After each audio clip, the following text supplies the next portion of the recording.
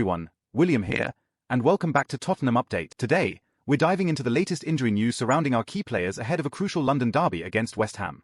Tottenham fans are eager for a boost, especially after that frustrating collapse against Brighton. Let's get into it. So, let's talk about that Brighton game. Spurs were absolutely flying in the first half, taking a 2-0 lead, thanks to goals from Brennan Johnson and James Maddison. It looked like another dominant performance from Postecoglou's side, but what should have been a routine win turned into a complete meltdown. Brighton came back in the second half, with Yankuba Minteh and Jorginho Rutter leveling the game before Danny Welbeck punished us with a match-winning strike. Ange Postecoglou didn't hold back in his post-match comment, calling it unacceptable and, frankly, the worst defeat of his time at Spurs so far. Tough words, but they reflect what we all felt watching that game. Now, as we approach the international break, all eyes are on the fitness of a few crucial players. First and foremost, our captain, Heung-min Son. Sonny missed the Brighton match, as expected, and it was his third consecutive absence since he picked up a hamstring injury in that 3-0 Europa League win over Qarabağ. Postecoglou confirmed that Son was pushing hard to return, but the timeline just wasn't enough to get him back on the pitch for the Brighton clash. There's a real concern now about whether he'll be available for South Korea's World Cup qualifiers against Jordan and Iraq. Ange made it pretty clear, if Son's not fit enough for us,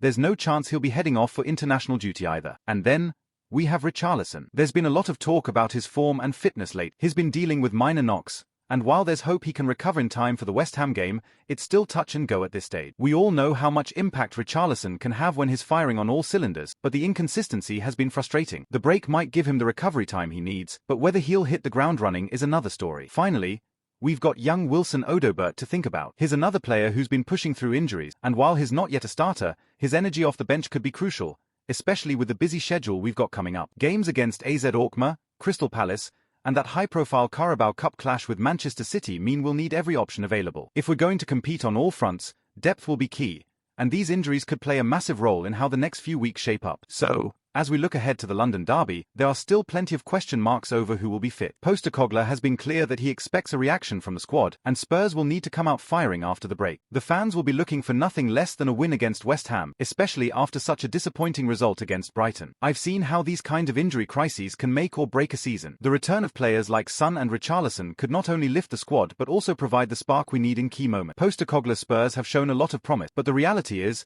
without our top performers, it's going to be an uphill battle in the coming week. Let's hope the international break gives us the recovery time we need, and we can bounce back stronger for what will be a challenging run of game. As always, we'll be keeping a close eye on developments, so stay tuned to Tottenham Update for all the latest news. Come on, you Spurs!